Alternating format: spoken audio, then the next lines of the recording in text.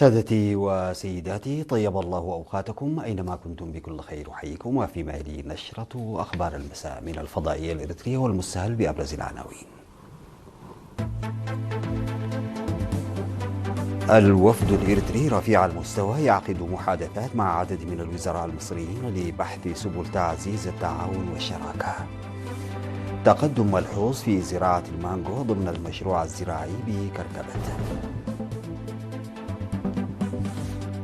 مخزن التبريد في ألبو يسهم إسهاما كبيرا في حفظ المنتجات الزراعية. ترامب يتحدث عن نهاية وشيكة للحرب واستعدادات أمريكية لجولة تفاوض جديدة. بوتسوانا تعزز تعاونها مع عمان لتطوير الطاقة المتجددة والتعدين. ميلوني تعلن تعليق تجديد اتفاقية التعاون العسكري بين إيطاليا وإسرائيل. السلام عليكم ورحمة الله. واصل وفد الحكومة الإريترية رفيع المستوى الذي يضم سكرتير الشؤون الاقتصادية في الجبهة الشعبية للديمقراطية والعدالة السيد حقوس قبرهيوت ووزير التجارة والصناعة السيد نصر الدين صالح لقاءاته في جمهورية مصر العربية، حيث تناول مع وزير النقل الفريق كامل الوزير ووزير الكهرباء والطاقة المتجددة الدكتور محمود عصمت ووزير الزراعة واستصلاح الأراضي علاء الدين فاروق ومسؤولين من هيئة الدواء المصرية وشركات مختلفة سبل تعزيز التعاون والشراكة. وخلال المحادثات بحث الجانبان بتوسع وعمق النقل البحري المحتمل بين البلدين وتأمين إمدادات الكهرباء وتبادل الخبرات في مجال الطاقة المتجددة والتعاون في مجال الحصاد والتصنيع الزراعي وتعزيز العلاقات التجارية. وكان الوفد الإريتري رفيع المستوى قد عقد في وقت سابق محادثات مع وزير الصناعة المهندس خالد هاشم في 14 من إبريل، ومع وزير الخارجية الدكتور بدر عبد العاطي ووزير الاستثمار والتجارة الخارجية الدكتور محمد فريد صالح في 13 من إبريل. كما تم التوصل إلى تفاهم مشترك خلال مباحثات مع مسؤولي الخدمات التجارية الذي يعنى بتسويق المنتجات المصرية وترويج صادراتها، وهيئة مستقبل مصر، وهي هيئة حكومية تنفذ أنشطة زراعية وصناعية وتنموية رئيسية داخل مصر وخارجها، إضافة إلى محافظي البنك المركزي والبنك الأهلي المصري.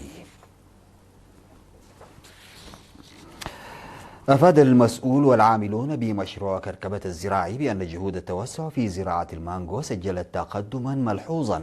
وأوضح مدير قطاع الزراعة في شمال غربي إقليم القاشبركة السيد جبرقال أرينياس أن النتائج المشجعة التي تحققت من التجارب الأولية لزراعة المانجو دفعت إلى توسيع المشروع بشكل أكبر، مضيفا أن المساحة المزروعة حاليا في كركبة بلغت نحو 200 هكتار وتضم قرابة 20,000 شتلة مانجو وصلت إلى مرحلة جيدة من النمو وبدأت في الإنتاج، مع الاستعداد لزراعة 5,000 شتلة إضافية خلال الفترة القادمة.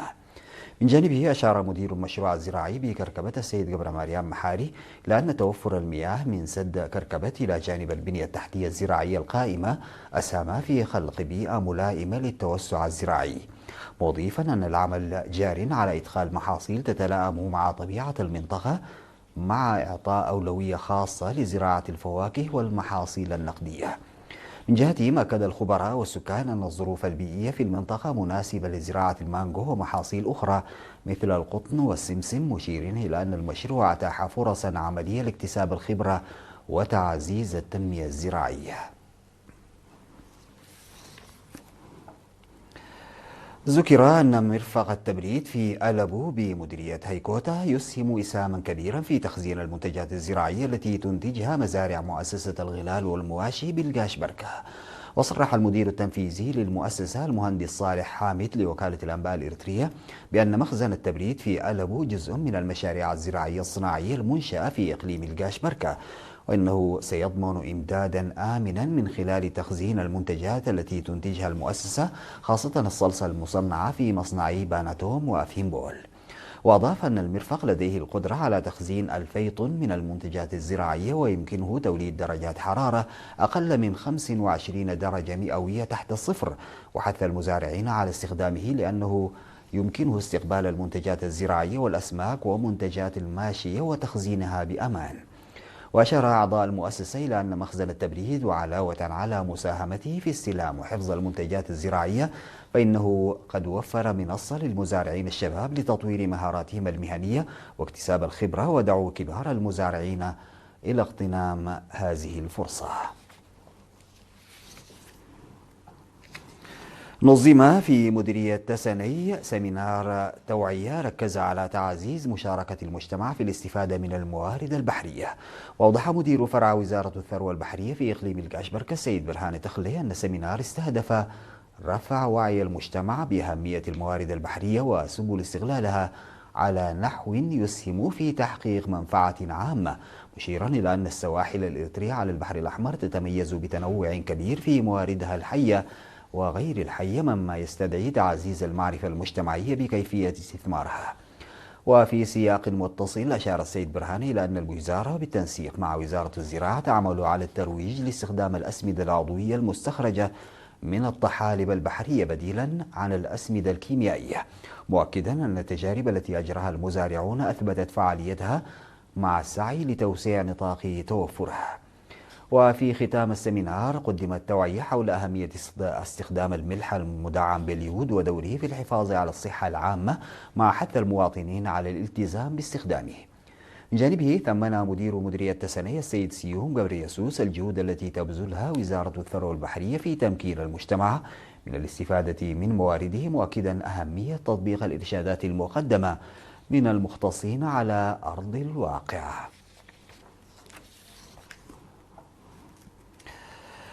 نظم طلاب مدرستي وينا وحقات الفنيتين بالتعاون مع مكتب الاتحاد الوطني للشباب والطلاب بمديرية نقفة جولة إلى المواقع التاريخية لجبهة نقفة اليمنى ومناطق أخرى شهدت بطولات عظيمة تضمنت برنامجا سرديا للتاريخ وبرنامج وارسة. وصرح السيد أحمد عيسى مسؤول الاتحاد الوطني للشباب والطلاب بمديرية نقفة بأن من أهم مهام الاتحاد توعية الطلاب بتاريخهم، موضحا أن زيارة الأماكن التي شهدت أحداثا تاريخية خلال نضال التحرير تساعد على معرفة التاريخ عن كثب. وقد مركز شرطة مديرية نقفة المناضل القديم النقيب مبرهت يمانه إحاطة للمشاركين حول المنطقة والبطولات التي شهدتها بصورة عامة، بالإضافة إلى نبذة عامة عن جبهة نقفة وهيكلها التنظيمي، وقدم شرحا مفصلا عن الجهود التي بذلت والتضحيات التي تم تقديمها. وحث النقيب مبرهت الطلاب على التعرف على تاريخ مجتمعهم وقيمه وتنظيم زيارات للمواقع التاريخية وفهم المراحل الصعبة التي مررنا بها في الماضي، حفاظا على الحرية التي تحققت بفضل تضحيات جسيمة. وحث المشاركون على عقد مثل هذه البرامج بانتظام لأنها ذات أهمية كبيرة لجميع المواطنين بشكل عام وللطلاب الشباب بشكل خاص. سادتي أتوقف مع فاصل قصير وأعود لمواصلة الأخبار.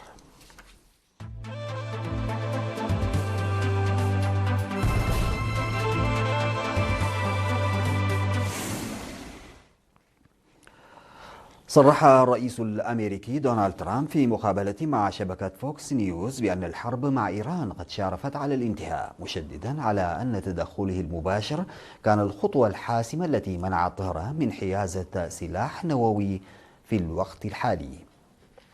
وقال جي دي فانس نائب الرئيس الأمريكي أن ترامب لا يسعى إلى اتفاق محدود مع طهران، بل يهدف إلى صفقة كبرى تنهي الصراع بشكل كامل، مشيرا إلى أن ترامب يعرض تحويل إيران إلى دولة مزدهرة اقتصاديا إذا التزمت بإنهاء طموحاتها النووية.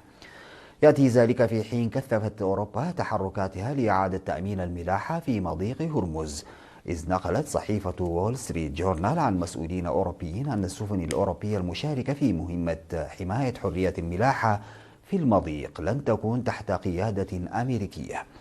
وفي شأن لبنان، انتهى اجتماع العاصمة الأمريكية واشنطن بين لبنان وإسرائيل، في حين أصدر المجتمعون بيانا ثلاثيا مشتركا ضم أمريكا. ويواصل جيش الاحتلال سلسلة هجماته على مدن وبلدات بجنوب لبنان، مركزا غاراته الجوية على بلدات عدة من بينها بنت جبيل والخيام. أبرم رئيس بوتسوانا دوما بوكو عدة اتفاقيات استراتيجية مع سلطنة عمان تشمل قطاعات استكشاف المعادن وإقامة بنية تحتية لتخزين النفط، بالإضافة إلى التعاون الموسع في مجال الطاقة المتجددة. جاء ذلك خلال زيارة رسمية للعاصمة العمانية تستغرق 3 أيام تهدف إلى تمتين الروابط الاقتصادية بين البلدين. وترأس بوكو مراسم توقيع هذه المذكرات مع السلطان هيثم بن طارق سلطان عمان، سعيا من بوتسوانا إلى بناء شراكات متينة مع دول الخليج ضمن خطتها الرامية لتنويع مواردها الاقتصادية بعيدا عن قطاع الألماس، والتوجه بفعالية نحو استغلال المعادن الحيوية مثل النحاس والذهب والجرافيت وخام الحديد. كما تعكس هذه التحركات رغبة عمان في تنويع اقتصادها المعتمد على النفط رغم الانتعاش المالي الأخير الناتج عن مستويات الأسعار المرتبطة بالتوترات الجيوسياسية. قررت رئيسة الوزراء الإيطالية جورجيا ميلوني تعليق التجديد الآلي لاتفاقية الدفاع مع إسرائيل نظرا للوضع الحالي، وفق ما ذكرت وكالة الأنباء الإيطالية أنسا. وقالت ميلوني إنه نظرا للوضع الحالي قررت الحكومة تعليق التجديد التلقائي لاتفاقية الدفاع مع إسرائيل. وبحسب الوكالة، تولى وزير الدفاع الإيطالي غويدو كوراسيتو إبلاغ القرار رسميا، حيث وجه رسالة إلى نظيره الإسرائيلي إسرائيل كاتس لإعلامه بتعليق مذكرة التفاهم بين البلدين.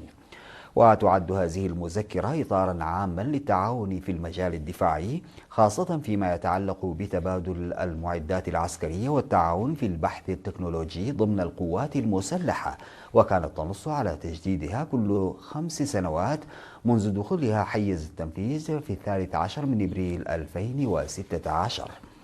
وفرضت إيطاليا حظرا على تصدير الأسلحة الجديدة إلى إسرائيل في أكتوبر 2024 بسبب النزاع في غزة.